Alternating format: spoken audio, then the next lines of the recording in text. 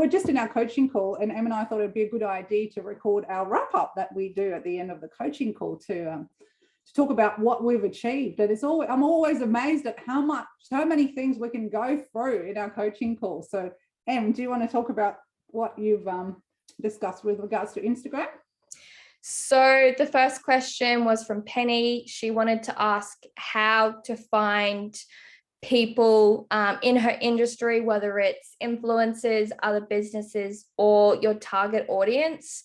So I recommended firstly going on Facebook and typing in these keywords and finding Facebook groups that are within your niche, joining them, seeing what's going on, and then posting your questions or a bit about your business. Oh, I think you froze there, or maybe I did for a second. You still there? Yeah. So joining Facebook groups to find people within your niche that share the same interests, that are like-minded people. This is where you're going to find the best kind of industry connections. Another thing is going onto Instagram and typing in these keywords and looking at the different options, like the explore page, look at what content's trending, using that, whether it's from an influencer or another business that's really similar to yours, looking at different hashtags, and just doing a lot of in-depth research around keywords that relate to your business's niche. And also on YouTube, same thing. Yes. The same keywords, start subscribing, following, and then you obviously got to check this out, right? So I learned so much from Facebook groups about sewing, and we're talking about sewing with Wendy in the other room. So in your Facebook app, you can actually subscribe to groups, and then you can just look at the group. So you don't even get, distracted by other people's feeds. You go straight to your groups. So don't forget to check these regularly. And educate yourself, make notes. It's basically the new community college way of learning.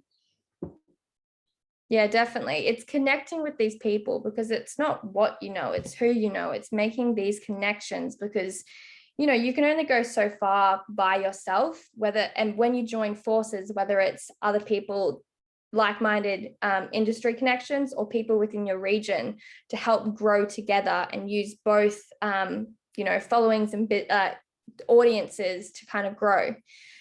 The second, Google local guides. Sorry, I'll add Google local guides. Look at all your local businesses and all the people that responded to the FAQs. Contact your local tourism information, visit information center, state tourism organization. Ask for a list of influencers. They're not going to go, oh, we don't have any. They're going to go, oh, good idea, we need one. Let's make one and send it to this operator in our region. So get your list. Definitely. The second thing we did is Tanya sent some of her content to create a reel. So walk through the process of creating a reel in Instagram, how to kind of edit it, the strategy behind it. Because reels are video marketing. It's a lot more powerful because there is a lot more strategy that goes behind it. You have to think, you have to capture their attention. So we kind of walk through the process of that, as well as the editing process, adding in branded colors, etc., etc. Then the last thing that we talked about was the new Instagram changes. So Instagram has brought out a lot of new features recently. So the first one is Instagram subscriptions. So having creators, businesses, or influencers kind of start a paid kind of subscription where you get exclusive content.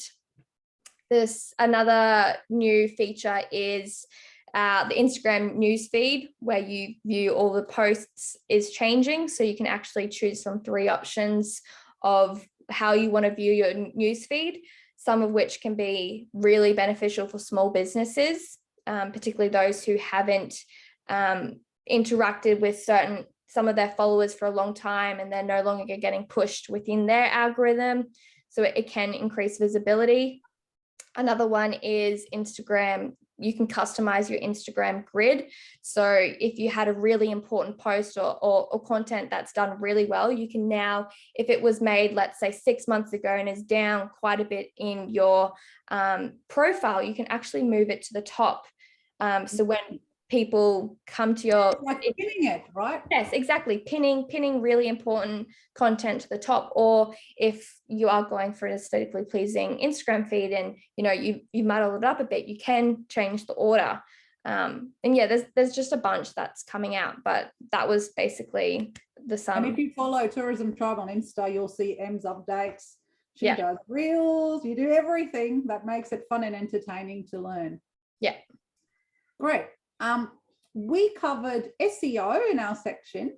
So we looked at the old Laravel school, and it was a really good idea. We started by looking at an SEO Quake report, just high level SEO report of what's good, what's not. So we looked at image alt tags, page titles, descriptions, but we quickly then jumped in, because you can get carried away looking at these reports. We quickly jumped in the website, and Google can read everything about your website these days. It reads about all the websites, and then it compares yours based to other websites in the same sector and goes, oh, well, this one had testimonials on every page. This one's only got testimonials on one page. It makes more sense to have testimonials about group accommodation on the group accommodation page. So when you look at your website and you're wondering if you're doing the right thing for SEO, we always have the SEO basics in mind, which you can find through our SEO course. But think about your customer. Is it easy for them to navigate your homepage? And if you talk about your accommodation halfway through your homepage,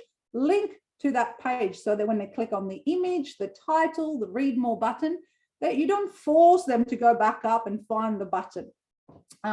So when you think about your business, if you're finding it difficult to optimize your website for user experience, think about the old school brochure that you may have set up year after year, and think about, what is my product? Where did I position it on the brochure? Oh, well, I talked about it, right in the most important first page.